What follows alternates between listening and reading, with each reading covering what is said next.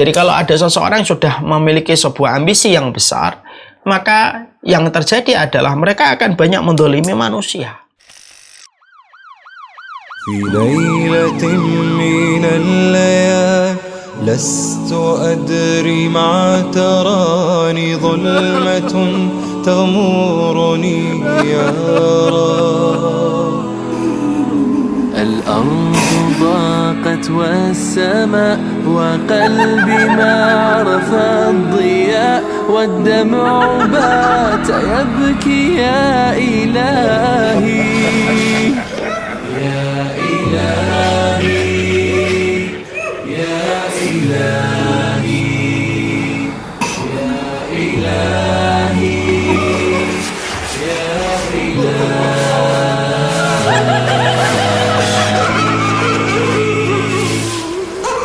عصيت والذنب كبير وإني في حزني أسير مقيد بذنبي يا رب.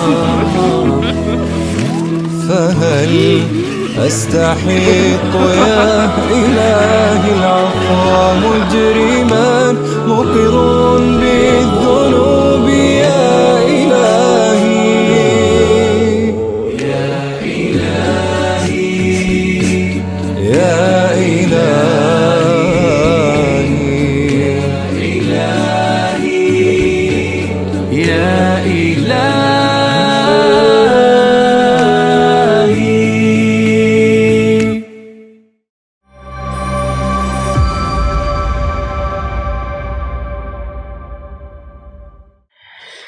Assalamualaikum warahmatullahi wabarakatuh. Innalhamdulillah wassalatu wassalamu ala rasulillah wa ala alihi wa sahbihi wa man tabi'ahum bi ihsan ila yaumil qiyamah.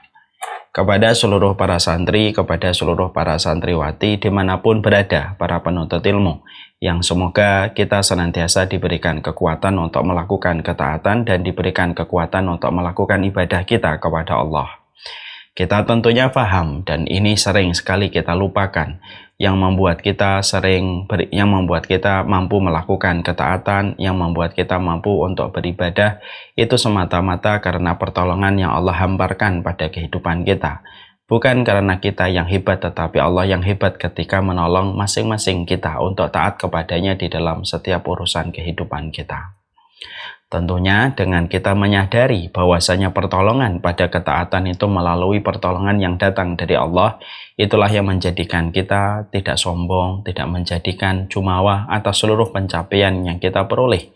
Dan semoga kita pun tahu bagaimana cara kita memohon pertolongan supaya kita dikuatkan di atas jalan ketaatan dan dikuatkan di atas jalan ibadah. Kepada Allah kita memohon pertolongan dalam setiap apapun yang kita lakukan. Sama dengan taklim yang kita selenggarakan, sama dengan aktivitas profesi yang kita kerjakan hari ini. Maka mintalah tolong kepada Allah supaya kita diberikan kekuatan dan supaya kita diberikan keikhlasan. Alhamdulillah, tentunya senantiasa kita bersyukur kepada Allah Subhanahu wa Ta'ala atas seluruh perkara yang ada pada kehidupan kita. Kalaulah kita merenungkan betapa sempurnanya Allah sudah mengurus kita pada kehidupan kita, tidak ada yang perlu kita khawatirkan di masa mendatang. Karena begitu sempurnanya Allah ketika mengurus setiap perkara besar dan kecil pada kehidupan kita. Saya sudah 43 tahun. Banyak di antara Bapak dan Ibu yang hadir pada kesempatan hari ini, mungkin ada yang sudah 50 tahun, mungkin ada yang 30 tahun. Dan kita menyadari betapa sempurnanya Allah ketika mengurus kita selama dan sepanjang kehidupan yang telah kita lewati. Inilah yang menjadikan kita paham. Tidak ada yang perlu kita khawatirkan di masa mendatang ketika kita sudah mengetahui apa yang Allah berikan pada kehidupan kita. Kepada Allah kita bersyukur ketika kita telah memiliki zat yang maha sempurna. Dan tidak ada kepemilikan yang paling besar dan paling agung kecuali kepemilikan ketika kita mendapati Allah. Dan semoga kita mendapatkan ridhonya Allah di balik setiap kesyukuran kita, karena karunia yang paling agung adalah keridhaan Allah pada kehidupan kita. Saya teringat apa yang disampaikan oleh Imam Al-Ghazali. Imam Al-Ghazali mengatakan karunia yang paling rendah itu harta, dunia. Dari apa yang kita miliki pada sandang, papan, dan pangan itu merupakan karunia yang paling rendah. Karunia yang tinggi itu adalah kesehatan. Makanya orang rela menjual apapun yang dia miliki pada harta yang dia dapatkan selama dia bisa mendapatkan kesehatan yang dia ingin miliki pada jalan kehidupan mereka. Makanya Bapak dan Ibu di Pertamedika pastinya tahu berapa banyak orang yang bersedia membayar berapapun supaya bisa sehat. Kemudian yang berikutnya, karunia yang paling awet itu adalah anak yang solih. Karena sesungguhnya anak yang solih itu akan membawa ketenangan pada kehidupan di dunia, dan anak yang solih membawa kebaikan sampai ketika kita meninggal dunia, manfaat dari anak yang solih masih kita rasakan. Berarti dia awet. Bukan hanya kita rasakan di dunia, tetapi kita rasakan sampai kita meninggal dunia. Kalau harta hanya di dunia, kesehatan hanya di dunia. Tapi anak yang solih itu awet sampai kita mati sekalipun, maka mereka masih memberikan manfaat untuk kita. Karunia yang paling agung yaitu adalah ridhonya Allah. Nah, inilah yang menjadikan kita selalu bersyukur. Karena salah satu jembatan yang menghantarkan kita kepada harta dan karunia yang paling agung yaitu adalah ridhonya Allah adalah mereka yang senantiasa bersyukur terhadap setiap irisan takdir yang telah berjalan pada kehidupan mereka. Semoga Allah memberikan kepada kita kekuatan untuk senantiasa bersyukur kepadanya dalam setiap urusan kehidupan kita. Kita pada kesempatan hari ini akan meneruskan kajian kita menjadi Muslim hebat. Tentunya kajian kita pada kesempatan hari ini yaitu membahas dan masih terus membahas tentang kendala diri atau penyakit diri, yang tentunya kita harus mengenali penyakit diri yang dipotret para ulama. Karena para ulama merupakan pakar kejiwaan, yang tentunya mereka memotret kejiwaan manusia berdasarkan keterangan yang disampaikan oleh Allah di dalam Al-Quran dan pula berdasarkan kepada yang disampaikan oleh Nabi. Tidak akan maksimal kita memiliki sifat terbaik pada kehidupan kita sampai kita menyelesaikan PR pada kehidupan kita. Karena ketika kita tidak mengenali penyakit dan kendala pada diri kita, ibaratnya mengobati penyakit, tetapi membiarkan penderita penyakit itu memakan sesuatu yang menjadikan sumber penyakit itu semakin kuat dan semakin kokoh. Kalau ada orang, qadarullah ya, na'udzubillahi min dzalik, terkena kanker, tetapi dia tidak bisa meninggalkan gula, kata sebagian ahli medis, maka gula itu memberikan kekuatan ekstra bagi kanker selnya untuk terus berkembang. Dan tentunya pengobatan apapun yang dilakukan tidak akan maksimal ketika pantangan yang harusnya ditinggalkan justru terus dilakukan. Itulah susahnya mengobati penyakit dan memberikan kesehatan ketika kita tidak mengetahui pemicu penyakit itu apa. Usaha pengobatan tidak efektif ketika kita tidak meninggalkan pemicu dan pantangan yang harus ditinggalkan di dalam mengobati penyakit itu. Sama pula, itu analogi sederhana. Kita ketika menjadi muslim, tentunya ketika menjadi muslim, tentunya kita ingin kita memiliki sebuah karakter yang istimewa, karakter yang hebat. Dan tentunya ketika kita dituntut memiliki sebuah karakter yang baik di dalam kehidupan kita dan berkarakter sebagaimana karakter yang diridhai oleh Allah, maka salah satu PR besar pada kehidupan kita adalah menghadapi diri kita dengan segala macam kendala diri, segala macam penyakit. Kalau kita tidak mengenali penyakit pada diri kita, kendali pada diri kita, kita sulit untuk melejitkan potensi diri kita. Kalau kita tidak mengenali potensi penyakit dan keburukan yang ada pada diri kita. Dan itu adalah sumber masalah. Nah, inilah yang menjadikan kita masih membahas apa penyakit-penyakit berikutnya yang tentunya harus kita waspadai, tentunya harus kita berikan maintenance, dan kita berikan perawatan terbaik supaya penyakit itu atau kendala diri itu tidak merusak pada kehidupan kita dan merusak karakter kita sebagai seorang muslim ideal yang ingin mendapatkan keridhaan dari Allah.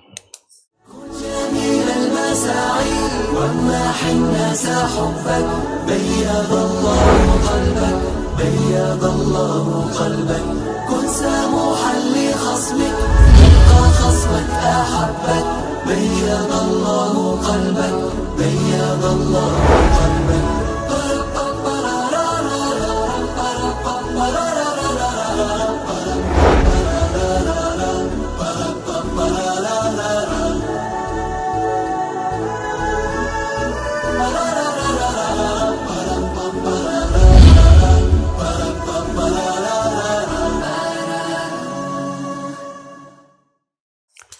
kita akan mendapati, ya,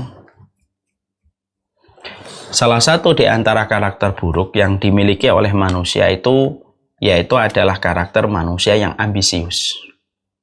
Ini merupakan salah satu kendala diri, penyakit pada diri manusia ketika mereka memiliki sebuah keinginan yang terlalu besar dan menghalalkan segala macam cara, tidak menakar pada dirinya kekurangan, akhirnya menjadi sebuah penyakit yang disebut dengan penyakit ambisius. Rasulullah Shallallahu Alaihi Wasallam sudah menyampaikan kepada kita bahwasanya di antara manusia ada mereka yang memiliki ambisi yang sangat besar.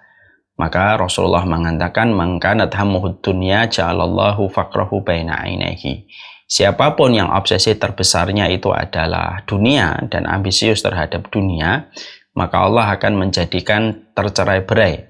Allah akan menjauhkan kecukupan di kedua belah matanya. Artinya dia tidak akan pernah merasa cukup. Dan itu merupakan bagian dari sebuah dalil. Pertama, bagaimana manusia itu ada yang diuji dengan sifat di dalam hatinya itu ambisius. Kalau sudah bicara tentang satu perkara, satu pencapaian, satu profesi, maka yang dia inginkan dia mendapatkan sesuatu yang besar. Walaupun untuk meraih itu mereka melakukan berbagai macam cara dan tidak memperdulikan syariat untuk mendapatkan apa yang dia inginkan. Inilah yang disebut dengan penyakit ambisius. Kita tentunya paham betul. Mari kita merujuk kepada sirah para sahabat. Ada seorang sahabat yang bernama Abu Dzar Al-Ghifari. Beliau termasuk as-sabiqun al-awwalun. Ketika beliau adalah orang yang sholih, orang yang taat, dan tentunya jasanya dan kiprahnya di dalam Islam tidak perlu diragukan. Itulah Abu Dzar Al-Ghifari. Tapi pada satu waktu Abu Dzar Al-Ghifari mendekati Rasulullah dan meminta jabatan kepada Rasulullah. Lalu beliau berkata, "Wahai Rasulullah, tidakkah engkau menjadikan aku sebagai seorang pemimpin ya Rasulullah? Tidaklah engkau menjadikan aku sebagai seorang pejabat wahai Rasulullah?"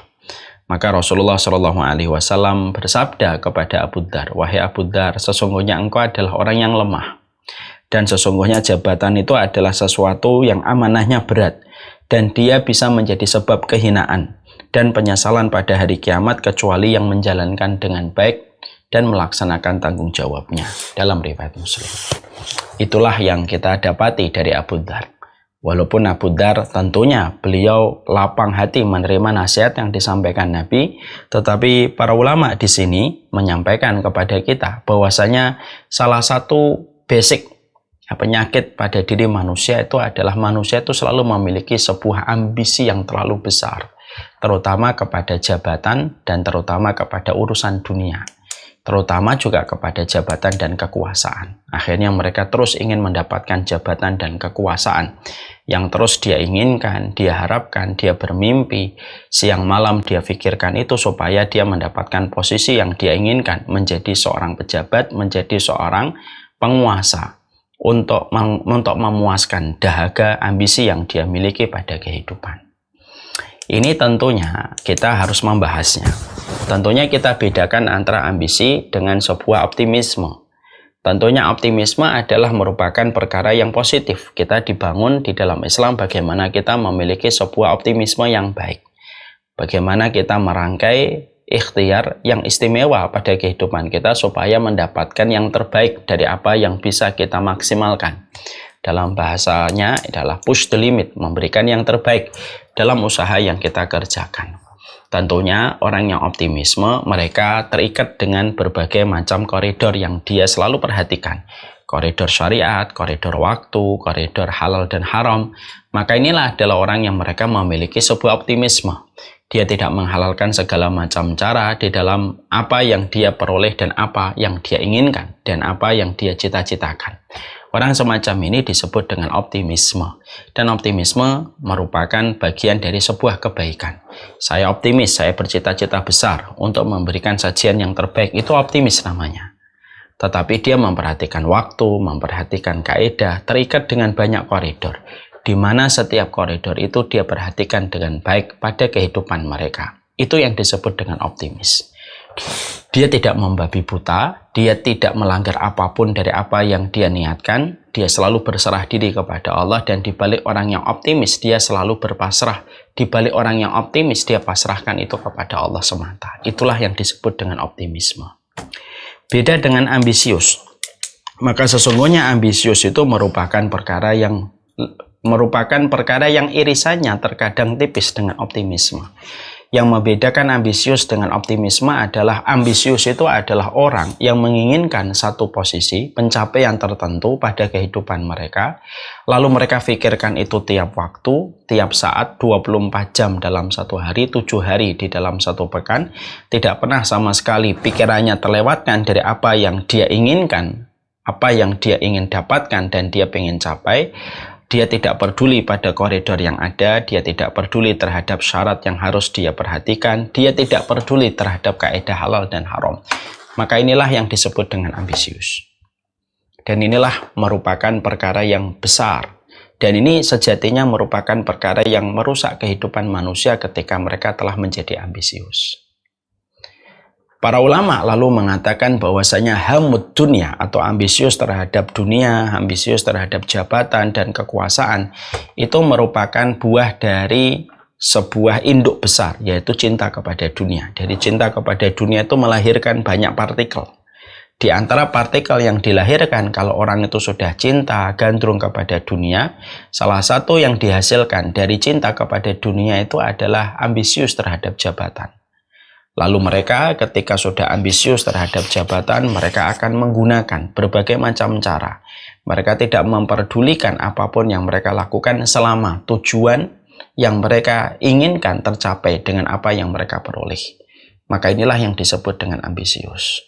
Makanya terkadang kalau kita ingin membedakan antara orang yang bertujuan baik tapi dia sudah terjebak kepada ambisius dan tidak terjebak kepada ambisius, itu gimana? Begini caranya.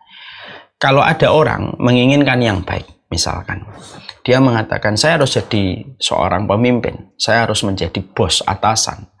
Lalu dia ketika menginginkan itu, dia tidak sama sekali memperhatikan wasilahnya, caranya untuk menggapai itu sudah disebut dengan ambisius. Tapi kalau ada orang yang menginginkan sesuatu, tetapi dia memperhatikan apa yang dia perhatikan pada jalan untuk meraih itu, sembari dia bersandar kepada Allah, supaya ketika apa yang dia cita-citakan dan apa yang diharapkan apabila tidak ditakdirkan oleh Allah untuk dia, maka dia tidak jatuh porak-poranda terhempas di atas tanah kehidupan ketika dia selalu bersandar kepada Allah di balik optimisme yang dia miliki. Tapi kalau orang ambisius itu tidak peduli. Makanya ada sebuah kaidah di dalam kaidah fikih, al-ghayatu la tubarirul wasilah. Sesungguhnya tujuan itu tidak menghalalkan segala macam cara. Makanya terkadang ambisius itu bukan hanya dalam konteks jabatan, kepenguasaan atasan saja, bahkan dalam perkara yang tampaknya baik pun. Terkadang setan menjadi penumpang gelap. Ketika ada perkara baik yang ingin diperoleh oleh sebagian kita, dari apa yang kita rencanakan, apa yang kita planning, lalu kita tidak peduli apapun yang kita lakukan untuk meraih apa yang kita harapkan, walaupun tujuannya baik, itu sudah disebut dengan ambisius. Ya, makanya ada sebuah kaidah yang diletakkan oleh para ulama, al-ghayatu la tubarirul wasilah. Sebuah tujuan, walaupun tujuan itu baik, tidak menghalalkan segala macam cara. Ya. Maka inilah yang menjadikan kita memahami betul bahwasanya ambisius yang dimiliki manusia itu apabila diperturutkan, tentunya ambisi yang diperturutkan itu akan meminta tumbal secara pribadi ke dalam, dan tentunya tumbal orang lain yang harus berkorban menjadi anak tangga yang dia pijak supaya dia mendapatkan apa yang dia mau. Dan orang yang kalau sudah ambisius itu mereka tentunya tidak memiliki empati. Siapapun bisa diinjak, siapapun bisa direndahkan, siapapun bisa dinistakan selama dia bisa memperoleh ketinggian yang dia dapatkan.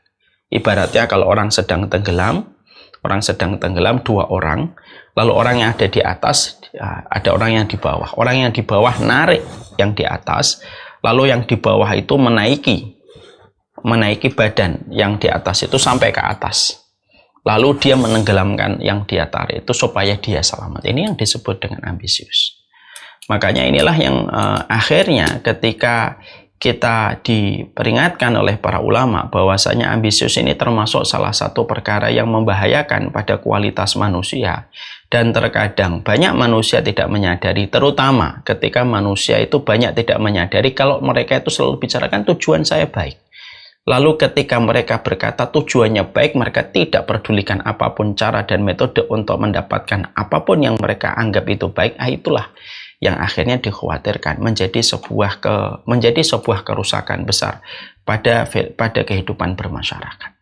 أكون بالقيم العظيمة جدولا نسقي الحياة محبة وفعالا هي هكذا قيم النجاة تحثني فأخوض فيها للنجاة نزالا هي هكذا قيم النجاة تحثني فأخوض فيها للنجاة نزالا لا تسأل المقدام عن سبل العلا ستراه طيرا بالعزيمة جاء أسمو وأجتاز السماء جلالا فأزيد أسراب الغيوم جمالا وألون الدنيا بأجمل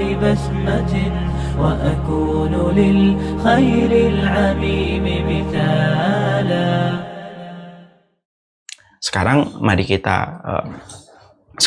kita bedah apa yang kita dapatkan, apa yang kita bicarakan tentang ambisi ini. Para ulama lalu menyampaikan kepada kita, yang pertama, bahwasanya orang yang ambisius itu terkadang yang pertama kali menjadi korban dari ambisinya adalah niatnya. Bahwasanya apa yang dilakukan sudah jauh dari niatan untuk Allah semata. Ini yang pertama, jadi korbannya itu niat. Jadi kalau orang sudah ambisi, mereka sudah tidak lagi menyertakan Allah dari apa yang dia ingin dapatkan, apapun yang dia ingin peroleh. Karena apa? Orang kalau sudah ambisinya besar itu yang ada pada hatinya, yang ada pada pikirannya ya hanya perkara posisi yang dia ingin dapatkan. Jabatan yang dia ingin peroleh. Tumbal pertamanya, dia tidak menyertakan Allah. Diletakkan Allah pada sisi lembah yang jauh, dia berada pada lembah yang jauh dari lembahnya Allah. Sehingga akhirnya orang kalau sudah memiliki ambisi, maka tidak ada lagi menghadirkan Allah. Makanya kalau kita mendapati seorang pemimpin sudah berambisi, dia sudah tidak menyertakan Allah. Dan hati-hati, kalau kita menjumpai dan mendapati satu pemimpin yang sudah memiliki ambisi yang sangat besar, dengan melakukan apapun yang dia kerjakan untuk menyenangkan hati orang supaya memilihnya, lalu dia berikan apapun yang diinginkan supaya dia bisa memperoleh apa yang dia mau, maka sesungguhnya kerusakan yang ditimbulkan olehnya jauh lebih besar daripada kerusakan yang ditimbulkan oleh masyarakat biasa. Kalau penguasa sudah lahir dari keinginan yang ambisius. Atasan yang lahir dari sebuah ambisi itu beda dengan atasan yang kita peroleh dan kita dapatkan ketika merintis dengan baik dari bawah. Anak tangganya anak tangga kebaikan. Maka kualitasnya ketika mereka menjadi atasan itu sangat berbeda sekali. Dan itu pasti bisa dirasakan sama anak buahnya. Masih bisa dirasakan anak buahnya. Makanya kalau ada penguasa ketika ambisi, pasti yang akan merasakan itu rakyatnya. Karena kerusakan yang ditimbulkan itu bukan kepada dirinya, tetapi kepada rakyat yang merasakan akibat buruk dari penguasa yang sudah memiliki sebuah ambisi. Dan orang yang sudah memiliki ambisi, pertama kali yang akan hilang itu adalah niat karena Allah. Ya, niat karena Allah itu sudah hilang. Karena apa? Yang terpenting dia mencapai goals yang telah dia tetapkan. Selama goals itu belum tercapai, maka dia akan melakukan berbagai macam cara manuver dan dia tidak menempatkan Allah pada apa yang dia kerjakan. Ini tumbal yang pertama kali akan menjadi tumbal pertama kali kalau orang sudah memiliki sebuah ambisius. Ya. Makanya hati-hati dalam perkara ini. Karena manusia terkadang kalau mereka sudah berambisi, ketika mereka meletakkan niatnya bukan karena Allah, maka hatinya, pikirannya sudah dikuasai dengan apa yang dia ingin peroleh. Dan setan menjadi penumpang gelap dalam perkara itu. Akhirnya pikirannya itu hanya memikirkan bagaimana saya bisa menang dengan pemilihan ini, bagaimana saya bisa menjadi atasan, bagaimana saya bisa memiliki jabatan di kantor ini, dan sederet yang lainnya. Dan tidak ada yang dipikirkan kecuali itu. Dan akhirnya kalau Allah sudah dia korbankan, apalagi makhluknya. Itulah kaidah sederhana. Makanya kita harus ingat kepada apa yang dikatakan oleh Imam Syafi'i. Kalau kamu mendapati seseorang sudah mengorbankan Allah, maka kamu tidak bisa berharap banyak. Kamu pun akan menjadi korban. Dan itu hanya menunggu waktu. Ya, saya ulang kembali perkataan Imam Syafi'i. Kalau kamu sudah mendapati seseorang mengorbankan Allah, maka tidak ada yang kamu harapkan ketika kamu menjadi makhluknya Allah di hadapannya. Kenapa? Kamu pun akan terkorbankan. Dan itu hanyalah deretan waktu yang tinggal ditunggu dan dihitung. Maka inilah yang menjadikan akhirnya kita memahami, inilah bahayanya ketika seseorang itu memiliki sebuah ambisi. Makanya sekali lagi ya, kita salah satu yang kita berdoa itu apa? Kita tentunya berdoa kita dijauhkan dalam masyarakat kita dari dai yang berambisi apapun, menghalalkan segala macam cara. Kita berdoa semoga lingkungan pekerjaan kita dijauhkan dari atasan-atasan yang berambisi. Kita juga berdoa semoga masyarakat kita dipimpin sama penguasa yang tidak berambisi, memiliki sebuah ambisi yang sangat besar ketika mengorbankan Allah. Maka inilah yang menjadi sebuah keberkahan. Inilah yang menjadi sebuah kebaikan dalam kehidupan kita. Ketika kita memahami bahwasanya ambisius itu bisa menjadikan seseorang itu tumbal pertama kali adalah Allah. Ini yang pertama. Yang kedua, yang kita bicarakan tentang sebuah ambisi, maka orang yang mereka sudah berambisi, maka mereka akan diopeni, akan dirawat oleh setan dan hawa nafsu, dan ditinggalkan sama Allah. Ini mengerikannya sebuah ambisi. Jadi kalau ada seseorang ketika mereka sudah dalam kondisi ambisi, lalu mendapatkan apa yang mereka ambisikan, atau ketika mereka ambisius terhadap atasan, menjadi atasan, memiliki jabatan, lalu mereka ambisius untuk mendapatkan itu, lalu mereka meninggalkan Allah, lalu mereka akhirnya mendapatkan itu sebagai bentuk istidrajnya Allah kepada mereka, maka yang pasti yang Allah akan berikan adalah Allah tidak akan mengurus mereka. Sebagaimana mereka telah berambisi ketika mendapatkan itu dengan meninggalkan Allah. Mari kita lihat nasihatnya Nabi kepada Samurah bin Jundub. Ya, ini salah satu kepada Abdurrahman bin Samurah. Ini adalah sebuah nasihat yang sangat patut untuk menjadi renungan bagi kita. Karena memang ya, ambisius itu tidak hanya kepada pemerintahan saja, kepada atasan, kepada seorang dai sekalipun. Terkadang kita memiliki ambisius yang terlalu besar. Perhatikan apa yang disampaikan oleh Abdurrahman bin Samurah. Ya Abdurrahman bin Samurah, la tas'alil imarah fa innaka in u'titaha an mas'alatin ukilta ilaiha wa in u'titaha min ghairi mas'alatin u'inta 'alaiha. Rasulullah mengingatkan kepada Abdurrahman bin Samurah, wahai Abdurrahman, janganlah kamu mengemis jabatan. Karena kalau engkau diserahi amanat, kalau engkau diserahin jabatan karena ambisi yang kamu inginkan, kamu meminta-minta orang supaya kamu itu dipilih, lalu kamu berambisi untuk itu, maka sesungguhnya engkau akan dibiarkan mengurus dirimu sendiri. Allah tidak ada hajat untuk dirimu. Maka wukilta ilaiha, kamu akan diserahin urusan itu. Dan tentunya kalau orang sudah ditinggalkan oleh Allah, tidak ada yang dia kerjakan, tidak ada yang dia lakukan kecuali berakhir kepada sebuah kecelakaan untuk dirinya dan orang-orang di bawahnya. Perhatikan perkataan Nabi. Saya ulang kembali kepada Abdurrahman bin Samurah. Fa innaka in u'titaha an mas'alatin wukilta ilaiha. Kalau kamu meminta jabatan, kekuasaan, dan kamu mengemis itu dengan apapun yang kamu lakukan, ambisi yang kamu inginkan, dan kamu tidak peduli apapun yang kamu lakukan hanya untuk mendapatkan ambisi kekuasaan yang kamu ingin peroleh, wukilta ilaiha, kamu akan diserahi amanah. Kamu akan diserahi urusan itu sama Allah dan dibiarkan sama Allah. Wa in u'titaha an ghairi mas'alatin u'inta 'alaiha. Dan kalau kamu diberikan amanah tapi kamu tidak ambisius ketika memperoleh amanah itu, kamu lakukan dengan cara yang baik dan memang kamu dipilih karena kapasitas yang kamu miliki dan amanah yang kamu memang dapat kamu selesaikan amanah itu, in ta'aliha, maka Allah akan menolongmu. Jadi inilah yang terkadang menjadikan kita akhirnya paham gitu ya. Ada banyak perusahaan besar, kita ambil contohnya. Ada banyak perusahaan besar. Saya pernah membaca beberapa kisah sejarah di Amerika. Banyak perusahaan besar itu, terkadang ketika mereka mengalami kolaps dan lain sebagainya, terkadang mereka mendatangkan tenaga baru untuk mensuplai kekuatan bagi perusahaan itu. Tapi ternyata terkadang perusahaan itu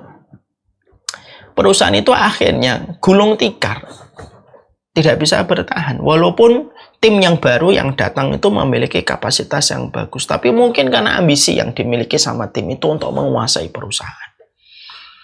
Kita juga mendapati banyak perusahaan besar akhirnya gulung tikar karena terlalu ambisi untuk menguasai pasar, dan akhirnya mereka tidak mau berinovasi karena sudah terlalu ambisius menguasai pasar masyarakat. Mereka tidak mau melakukan inovasi, mereka tidak mau bergaining position kepada mungkin produk-produk lain. Mereka merasa terlalu pede dengan produknya, dan akhirnya tidak terlalu lama waktu memperlihatkan bagaimana mereka tergulung satu persatu. Kita pernah melihat BlackBerry, kita pernah melihat Nokia, yang mereka memiliki ambisi terlalu besar ketika mereka merasa pede menguasai pasar di dunia dengan produk elektronik yang mereka miliki. Maka ini betul apa yang disampaikan oleh Rasulullah SAW. Makanya inilah yang menjadikan kita betul-betul memahami. Yang kedua, orang kalau sudah ambisi, apapun konteksnya, baik di perusahaan sudah ada karyawan yang sudah terlalu ambisius untuk mendapatkan sebuah jabatan, maka hati-hati terhadap orang yang di kantor itu. Kalau sudah terlalu ambisi besar kepada perkara, maka yang akan dia rusak, orang ambisius itu, yang dia rusak itu bukan hanya dirinya, bahkan kualitas perusahaan itu pun akan menjadi rusak. Sebagaimana yang dikatakan oleh Rasulullah di dalam keterangan Abdurrahman bin Samurah, "Wukilta ilaiha," kamu akan ditinggalkan sama Allah dengan apa yang kamu urusi. Inilah yang menjadikan kita memahami. Makanya betul-betul jangan pernah kita juga memberikan apapun di tempat kita bekerja. Jangan pernah memberikan sebuah amanah besar kepada orang yang ambisius. Jangan pula di dalam kita bernegara juga sama. Jangan berikan kepada orang yang akan kita jadikan pemimpin yang mereka itu memiliki ambisius. Kalau kita menutup mata lalu kita tidak peduli ya, bagaimana pemimpin-pemimpin kita dalam masyarakat kita, bagaimana cara mereka untuk mendapatkan amanah kepemimpinan, sampai kita membiarkan mereka dengan ambisi yang mereka lakukan untuk mendapatkan kepemimpinan itu, maka semuanya akan merasakan karena tempat itu akan ditinggalkan oleh Allah. Dan berbagai macam kekacauan yang akan timbul pada satu tempat yang dipimpin oleh orang yang sudah ambisius. Ini berbahayanya. Ya. Makanya inilah yang menjadikan kita memahami yang kedua. Bagaimana konsep di dalam kehidupan kita menjumpai bahwasanya ambisius itu menjadikan seseorang itu ditinggalkan sama Allah.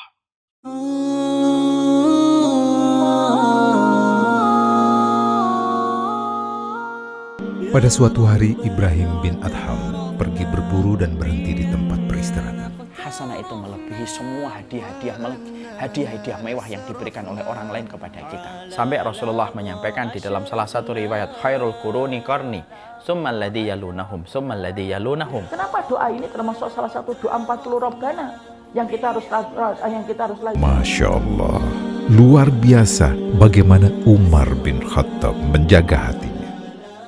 Takkan peraturan untuk anak, untuk suami, untuk istri, untuk orang-orang di sekitar kita.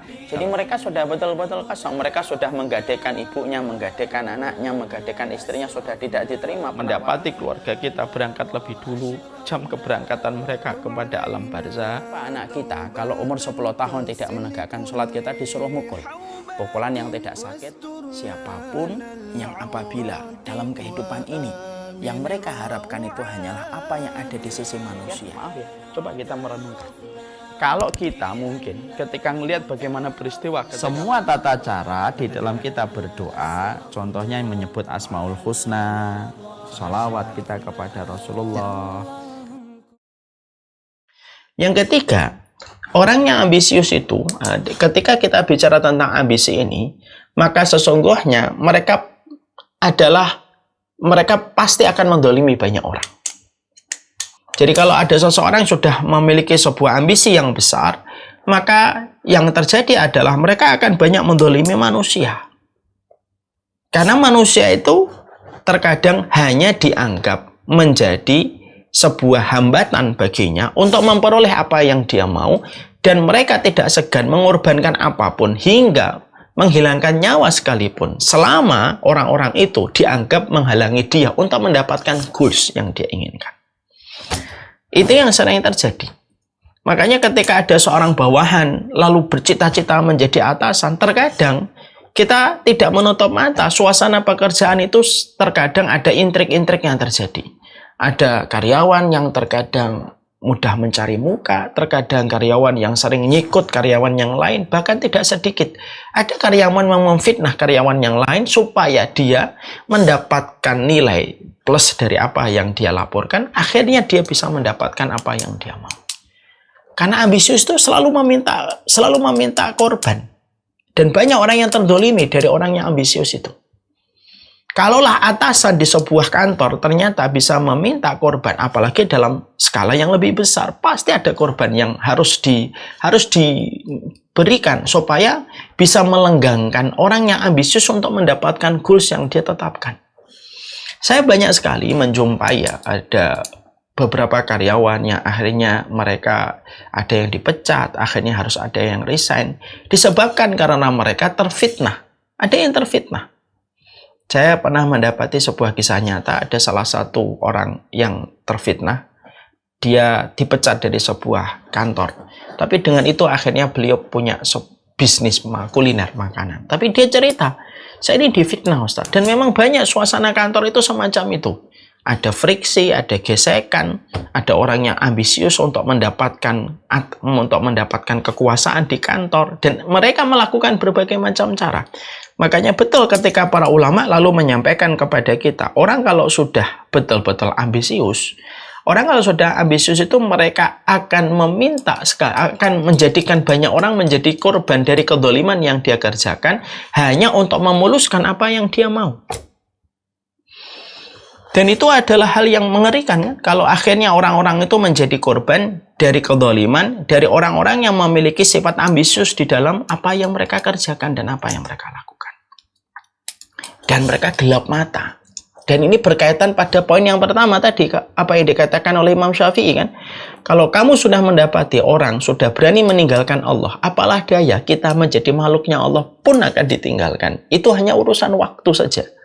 Karena apa? Karena yang paling besar aja dia berani tinggalkan, apalagi cuma urusan manusia yang ecek-ecek. Dan dianggap menjadi manusia yang mungkin lebih rendah daripada dirinya.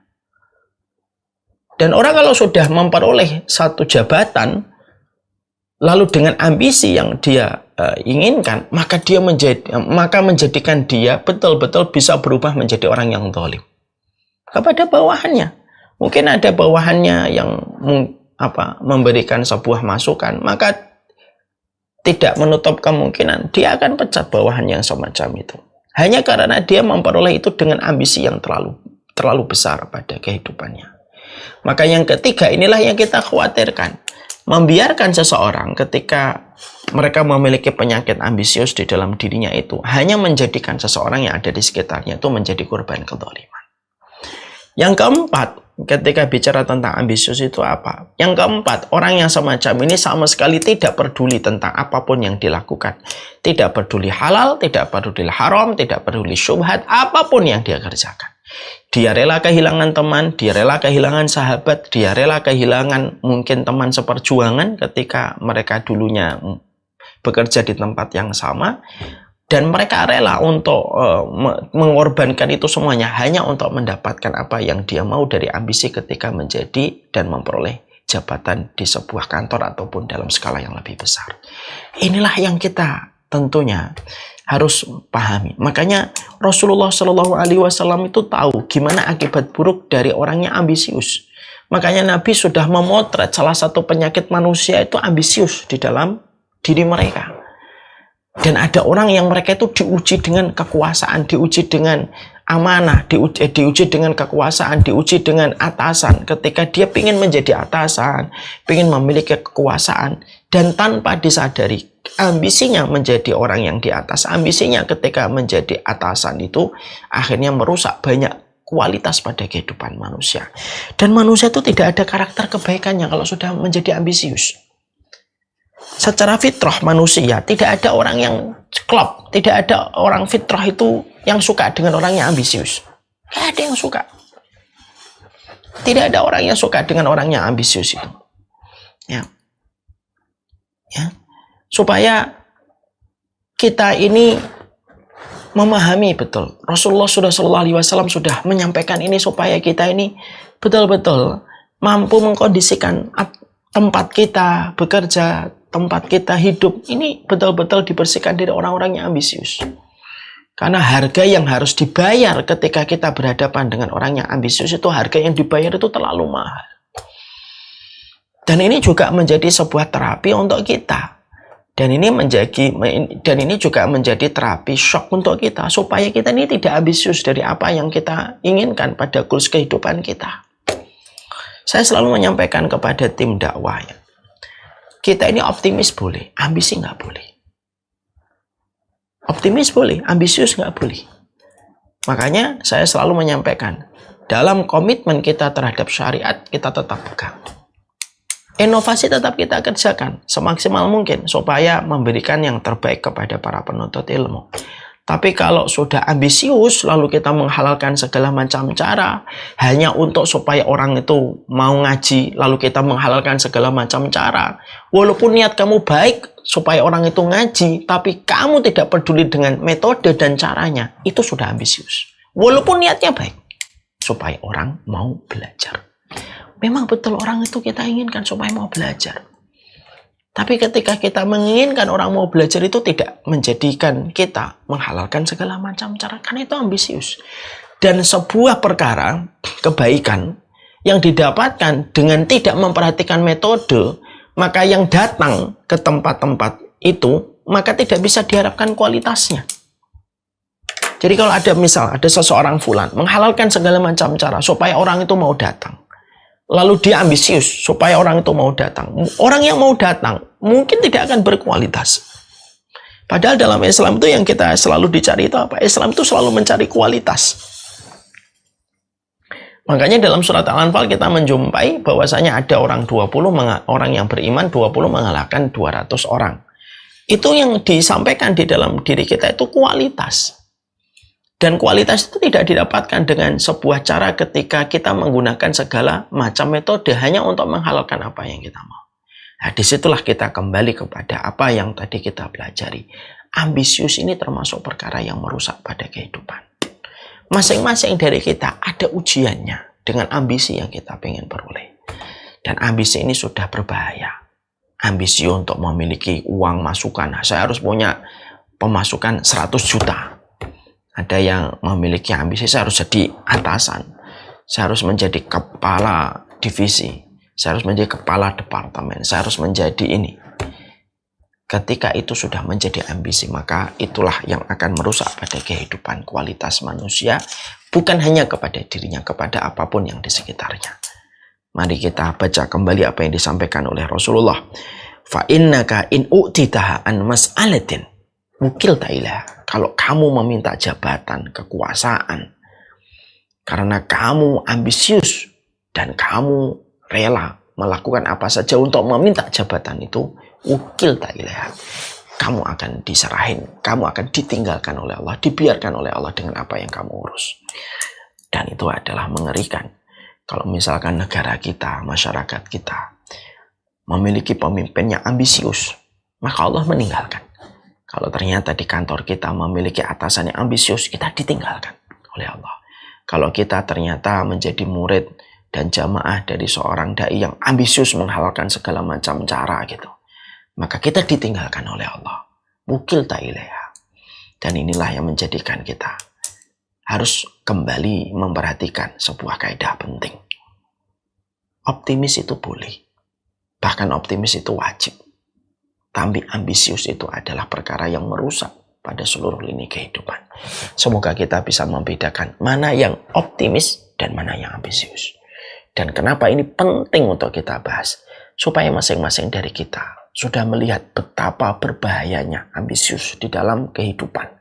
Dia merusak sendi kehidupan, dia akan meminta kezaliman, dia akan meminta korban, dia akan menghalalkan segala macam cara yang merusak apapun itu, hanya untuk memuluskan orang yang ambisius. Makanya dunia ini tidak akan pernah cukup sama orang yang sudah ambisius. Walaupun dunia dikumpulkan, tidak akan pernah cukup sama orang yang ambisius. Itulah berbahayanya penyakit ambisi di dalam kehidupan manusia, terutama bagi orang yang beriman. Inilah yang menjadikan kita memahami dari keterangan Abu Dzar, dari keterangan yang disampaikan oleh Rasulullah kepada Abdurrahman bin Samurah dalam riwayat Bukhari dan Muslim. Disinilah kita paham betapa berbahayanya salah satu penyakit diri manusia. Manusia itu suka sekali ambisi dengan apa yang dia ingin peroleh, dengan goals yang telah dia tetapkan. Lalu dia tidak peduli apapun yang dia kerjakan. في ليلة من الليالي لست أدري ما تراني ظلمة تغمرني يا رب. الأرض ضاقت والسماء وقلبي ما عرف الضياء والدمع بات يبكي يا إلهي يا إلهي يا إلهي يا إلهي يا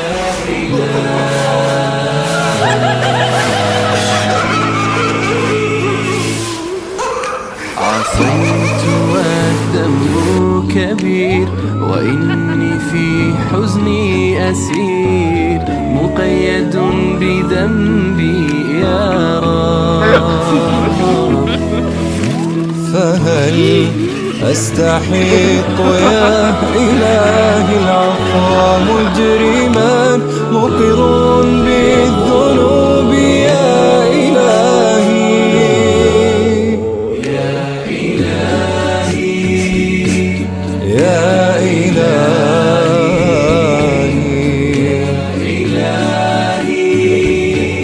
يا إلهي